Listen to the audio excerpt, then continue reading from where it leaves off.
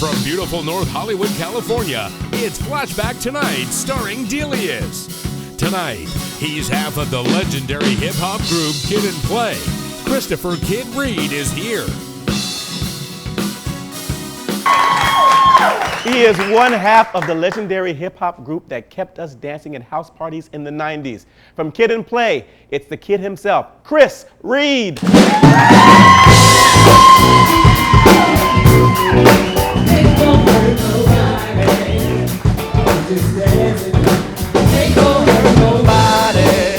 Thank you, baby.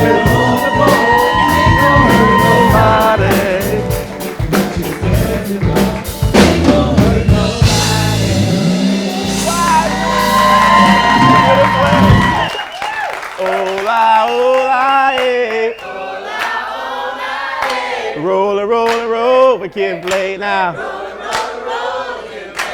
Yo, that was so impromptu. Oh my God, I was totally caught off guard. Right? Me too.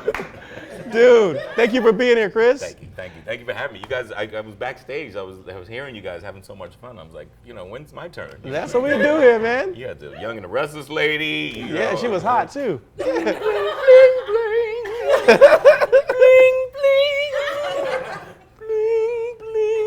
bling. He's a producer. I always wanted to be on a soap opera. Oh, what would you be? What would your character be? I don't know. Somewhere just messing up. You can be the biracial son of Right. The black soap generations and the Young and the Restless. And then you came together totally surprised. That's right. They didn't even know you had a baby, or they had a baby. But I'm here. But you're here. Now, Chris, you have been in the game for over 30 years. And not just, yeah, right? And that's crazy because I'm only 37. Right? Why is that so unbelievable? But your fame is not just a normal fame. There are people who are famous, and then there are people who have influenced pop culture as far as like either the dances that you come up with or the infamous hairstyle that everyone wanted to have. Right. Was this what you envisioned your career to be? Absolutely not. No?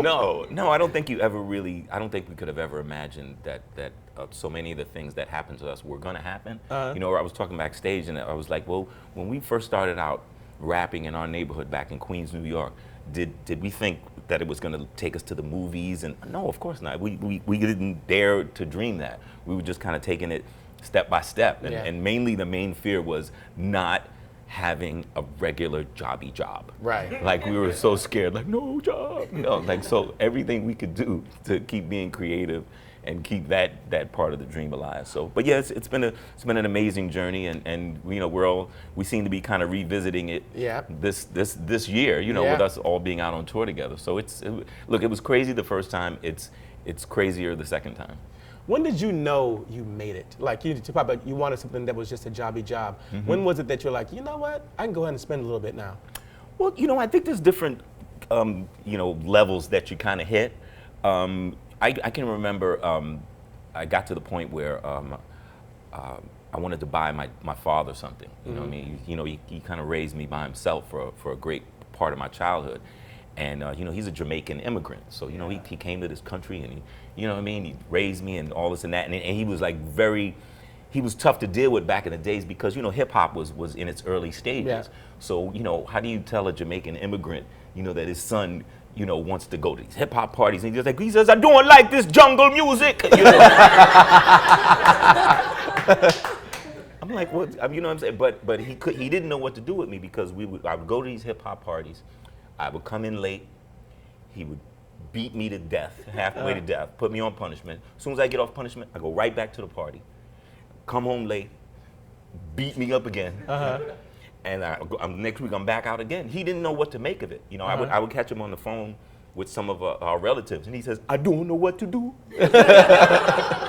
I beat him. And I beat him. And I beat him again. And the boy still want to go to the party. So he had to try to figure it out. So he called himself, he gonna be, he want to investigate. He want to go. We had a little local party, little local jam we were doing. And I guess he saw the flyer like on the kitchen table or whatever. So he gonna call himself, Jamaican Sherlock Holmes or something. I don't know, so he want to check it out, right? So I guess he went. So I came back home later that night, and he was home, and he says, "Yeah, I went to your little show." And I was like, I was happy. I was like, "Oh my God, really? What'd you think?" He's like, "First, the music is very loud." He says, "And the bass nearly give me a heart attack." But little by little, he started to, he kind of understand. So, I forgot what your original question was. When you knew you made it. I forget the damn question. You're smoking too much weed, man. So you wanted to buy your dad something. What did you end up buying your dad? Oh, that's right. Thank you. All right. So thank you. That's why you're good. He's good. No. So yeah, he was retiring. Mm-hmm. So I wanted to buy him something nice. I wanted to buy him a car. And so I wanted to trick him though. And I called him up and I said, "Look, I told him I was gonna go buy a car, and could he please come down and help me buy a car because I don't want to get taken advantage of." He said, yes, you need me to come down because you don't know what to do. Yeah, okay, fine, yeah, right. So we go down there to buy a car. He thinks I'm buying a car for myself. So about halfway through, we're looking through these brochures. And then I was like, you know what? I don't really want a car. So I looked at him and I said, "Dad, you pick out a car. Nice. I'll buy you a car today." And he looked at me, he said, "You're serious?" I was like, "Yeah, go pick out a car." So he picked out a car, and he got the sunroof, and he got this and that and thing. And that's something that he talks about to this day. He's still alive. He's 88 years old. Oh, and good. I bought that car back in 91. Good. So, and I'm sure you know this as well. It really gives you a lot of pleasure when you can do something for people that have, made sacrifices for us to get to where we're at. It makes me feel better. I don't, you know how it is. I got kids, man. It ain't about getting nothing anymore. It's right. about, it's about giving. So those are some of the kind of milestones. You know what I mean? You feel like you made it when you can do something nice for your loved ones. I agree. Look at that. You mentioned you had kids. Did your kids take a look at some of the old pictures and albums when you were younger with the high top fade and all that? What were they thinking? Yeah, well, you know what? My kids are all in their 20s now. But You're only 37. I know, it's amazing. Don't do the math. But I remember when they were little, it was a little weird for them to kind of process what was kind of happening. Like, we'd be out somewhere and, strangers would come up and say, "Hi, want to take pictures?" Right. And, the kids, they're confused. They're like, "Do you know him, Daddy?" And I was like, "Well, kind of." You know what I mean? And sometimes, especially, I have two girls, and so, my girls, they get kind of possessive, like, that kind of deal. But yeah, they go back and look at that old stuff. My son, my eldest is my son, and for years he was always like, give me your old clothes. I want to wear it. I said, "Look at you, Okay, wait, can I tell you a quick story about my son? Yeah. This is a good story. You'll like this story. So my son's 22, and he thinks he's the bomb. Okay, he thinks Mr. GQ, all this and that. He got his music, he wants to be an actor himself.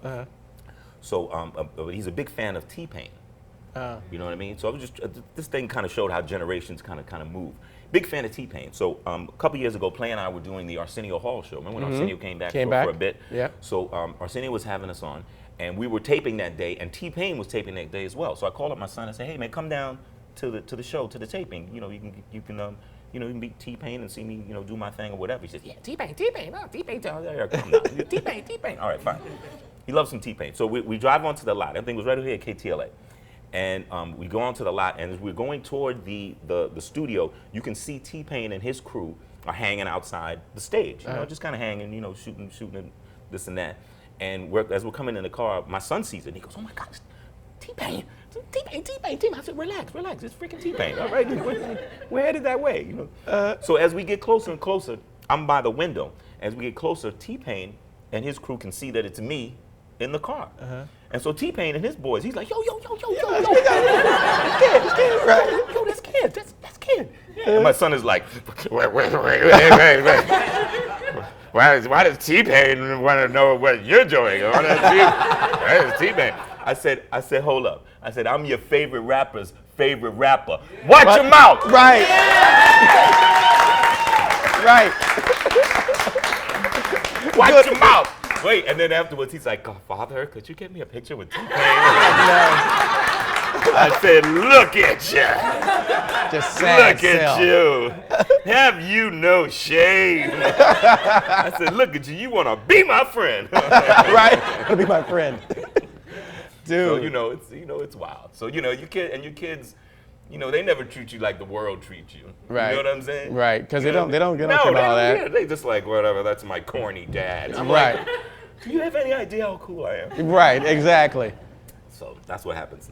Good times, though. Good times. When you decided to, another hair question real quick, to cut your hair off. Yeah. Indy Re has a song called, I Am Not My Hair. And, you were known for the hair Yeah. thing. And at some point you decided to cut off. What was the thought process? Were you like, it's time to go? Or I want to be somebody different? Or? You know what? I always wanted to be ahead of the curve. People think, like, when I first started rocking that hairstyle back in the day, people think like it was just a hit off top. Yeah. No, it was not. No, I used to get laughed at like every day, especially by white people. White people just like, what the hell is that? Hey, Abraham Lincoln.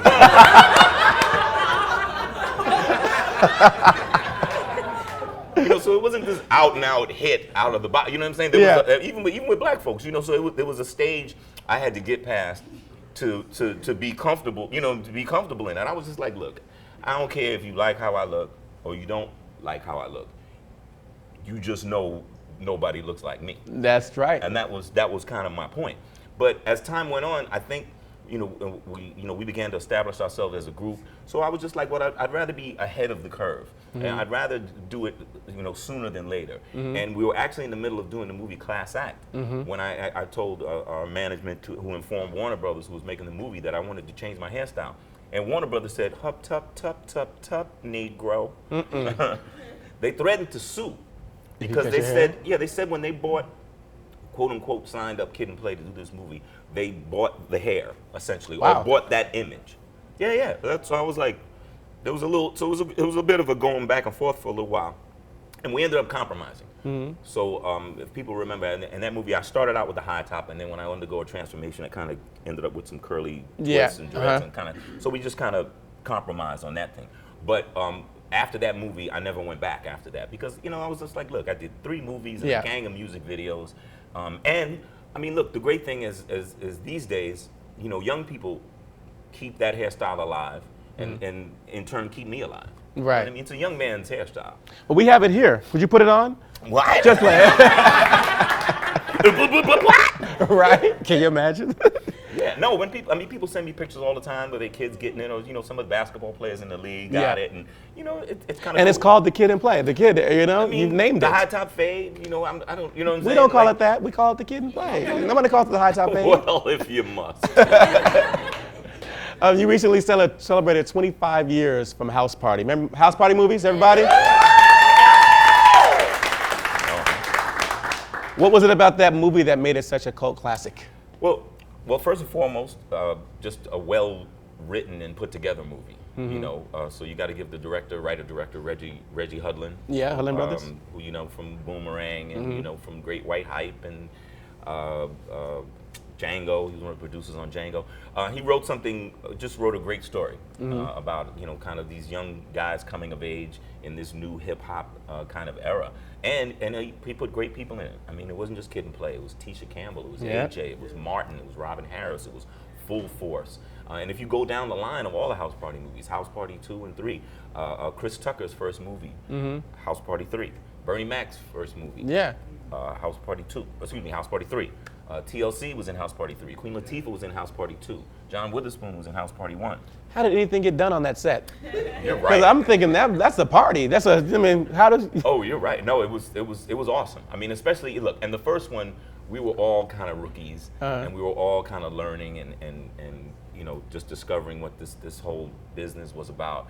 Nobody was making any real money, but we were having the time of our lives. Everybody got along.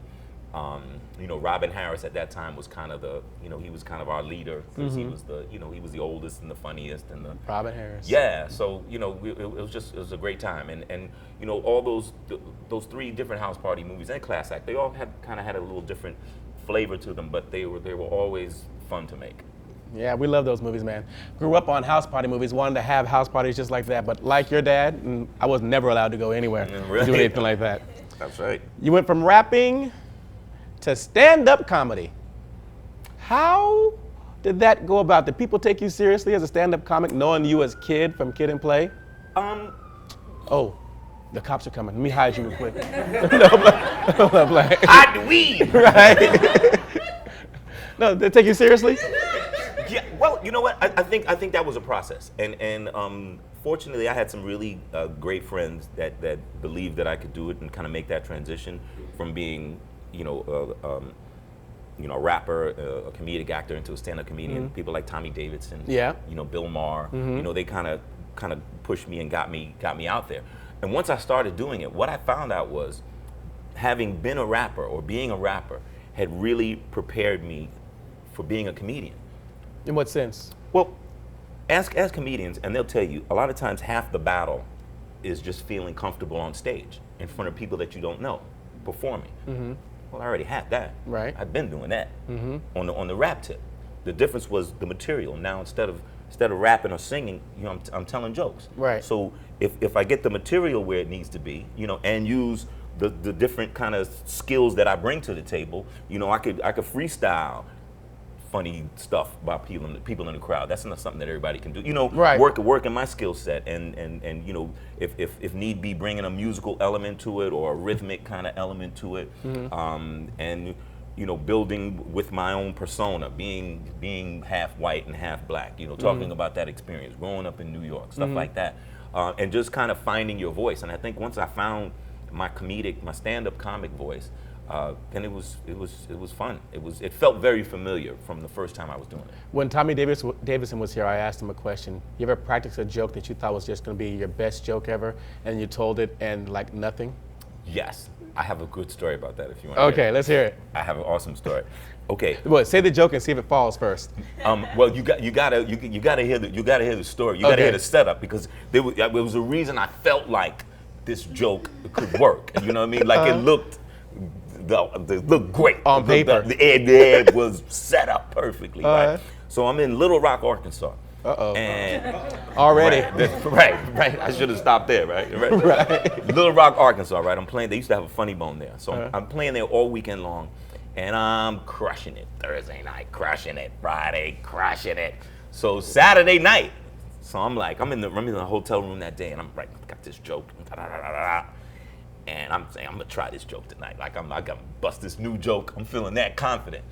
So the way you try to do it sometimes is you put a new joke in between two good ones that kind of work, and you know what I mean, make it work like that. And I had my homeboy with me, DJ Wiz. I used to bring him out on the road, and he would, he'd play music in between the comics, and just give a little cool vibe. So he's down there, he's spinning whatever. So I said, all right, let me do this joke. So I told him, I said, hey man, and this is like early 2000s. So I'm like, hey man, I don't know if you guys saw this. You guys into boy bands at all? The boy bands, right? Yeah. All right, boy bands. Well, they got this. Maybe I might even have to stand there, just kind of give you the vibe. You know what I'm saying? Boy bands. I was watching this religious program earlier today. I don't know if you guys know, they have a Christian boy band. I don't know if you heard of these guys. They have this brand new song out. They had a nice little routine. I was watching them before, and they were like, Jesus, he's so neat. They put nails through his arms and nails through his feet.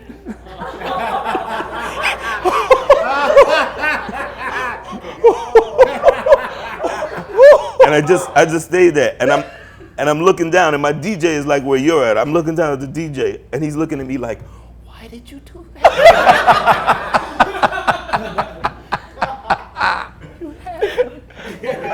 Right. And the audience was like, this is Little Rock, by the way, right? So, right? And then they started looking at me like, hey.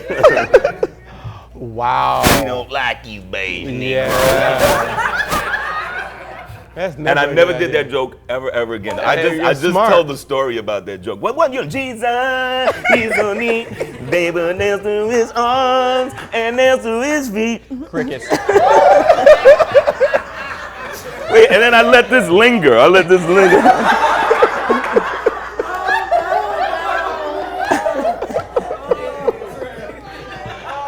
Just crickets. Just crickets. Shoot, I heard them lighting some torches. That's what I heard. Right? In Arkansas. Get out of here. No. But yeah, Yeah. sometimes, but it was so bad you had to own it. You know what I'm saying? Like I was just like, wow. Okay. How do you own that? I was like, this shit didn't work. No, sorry. Like, what's the follow-up joke? Like, Oh God. Well, like I said, I had a heat rock after it, so I got back on deck. But it wasn't. Yeah, it was tough going. It was tough sledding. So yeah, you always remember those. You remember the yeah, that's the crazy. ones that cratered. Yeah, stay away from the Jesus and nails. I to his know. feet I as a never joke. told that one again. That was a bad idea. Like you said, you've been in the industry for so long. What's the craziest rumor you've heard about yourself? Wow. I've heard a couple. I heard years ago that I was dating some dude, some doctor or something like that. And then last year they had some article, like, you know, one of those fake articles like The Onion or something like that. Yeah. Yeah, and they would say like in honor of like gay marriage, like Kid and Play are like coming out as a couple. I saw that one. In my research, that's why I asked the question. Right. I was like, wait a minute, we're gonna have to change the name of the group to Kid in Play.